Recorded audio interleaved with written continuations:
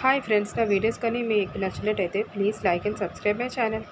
ఈరోజు మేఘ సందేశం సీరియల్లో కేపీ శారదను చూడడానికి రావడానికి భూమి, కేపీ కలిపి ఒక ప్లాన్ చేస్తారు. గగన్ని ఆ రూమ్ నుంచి బయటికి పంపించమని చెప్తాడు కేపీ.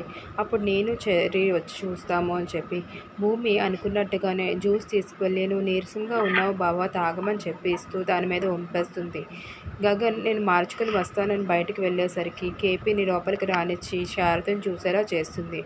అప్పుడు కేపీ తన రక్తం చిందించి శారదకి బొట్టు పెట్టి నీకేమీ కాదు శారద, నేనున్నాను నీకు, నువ్వు చీమకు కూడా హాని పట్టవు కదా, నీకేమీ జరగదు అని చెప్పి భరోసా ఇచ్చి దేవుణ్ణి ప్రార్థిస్తూ ఉంటాడు. ఈలోపు అక్కడికి గగన్ వచ్చి వాళ్ళ నాన్నని బయటికి గెంటేసి భూమి మీద చెయ్యి చేసుకుంటాడు.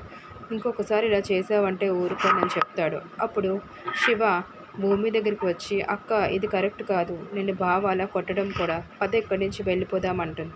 దానికి భూమి లేదు శివ, నీకు తెలియదు, మనకి ఇష్టమైన వాళ్ళనే కదా మనం మీద కోప్పడతారు అని చెప్పి శివకి నచ్చ చెబుతుంది. అయినా మీ బావది నాది ఇప్పటి బంధం కాదు చిన్నప్పుడుది అని చెప్పి చిన్ననాటి జ్ఞాపకాలు గుర్తుకు తెచ్చుకుంటుంది. శివతో చెప్తుంది గగన్ తనని కొండంతగా ప్రేమిస్తున్నాడని చెప్పి ఆ ప్రేమ పొందడం తన అదృష్టమని చెప్పి శివతో చెప్తుంది. దానికి శివ కూడా ఇంకా గగన్ గురించి తప్పుగా నేను అర్థం చేసుకున్నానని చెప్పి చాలా బాధపడతాడు. భూమి తాను గగన్ లేకపోతే బతకలేనని చెప్పి గగన్ని తాను ఎంతో ప్రేమిస్తుందని చెప్పి గగన్ కూడా తనని అంతే ప్రేమిస్తున్నాడు అని చెప్పి, కాకపోతే వాళ్ళ నాన్న రావడం వల్లనే తన మీద చేయి చేసుకున్నాడని, లేకపోతే తను చేయి చేసుకునే మనిషి కాదని చెప్పి శివతో చెబుతుంది. శివ అయినా సరే ఒప్పుకోడు, కానీ చివరికి భూమి మాటలకి ఒప్పుకుంటాడు. గగన్ చేసింది కరెక్టే అని చెప్పి.